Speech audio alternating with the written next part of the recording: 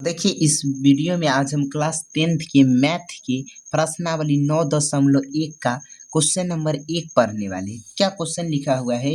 लिखा हुआ है एक सर्कस का एक कलाकार एक 20 मीटर लंबी एक 20 मीटर लंबी डोर पर चढ़ रहा है। मतलब एक सर्कस है जिसमें कलाकार क्या करता है, एक 20 मीटर लंबी डोर पर क्या करता है, चढ़ रहा है। ठीक है, जो अच्छी तरह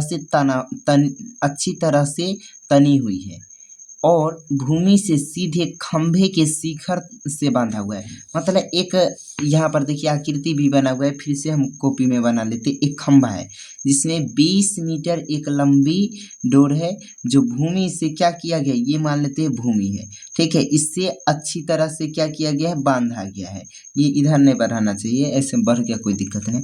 तो ये इसकी डोर की लंबाई कितना है, 20 मीटर है।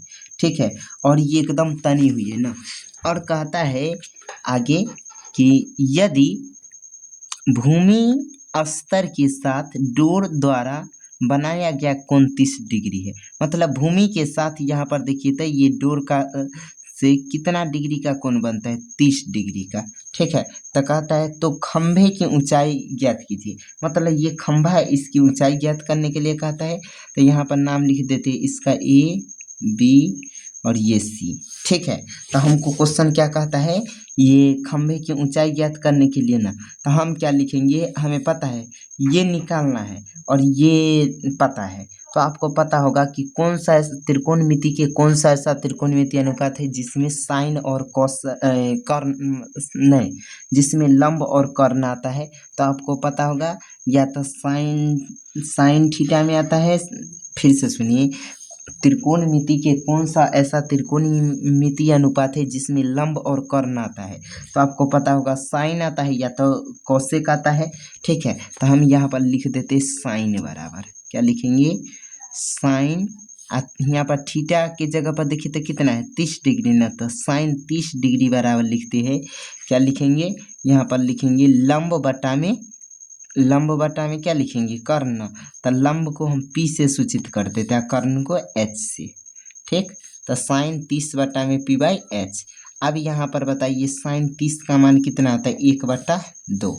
ठीक, उसके बाद P का मान नहीं पता है तो यहाँ पर P ही रहने देते हैं। उसके बाद यहाँ पर देखिए तो H का मान कितना है, 20 मीटर, तो यहाँ पे लिख देंगे 20 मीटर। ठीक, क्रॉस गुना करेंगे, यहाँ पर देखिए तो P को 2 से गुना करेंगे तो 2 गुना में P बराबर में कितना, 1 को 20 से गुना करेंगे तो 20 मीटर। ठीक है, इसीलिए P बराबर क्या हो जाएगा, इधर देखिए तो ये गुना में उस तरफ जाएगा तो किस में चला जाएगा, भाग में। तब 20 मीटर नीचे क्या हो जाएगा, 2 से काटते 1 बार में, 2 से काटते हैं 10 बार में।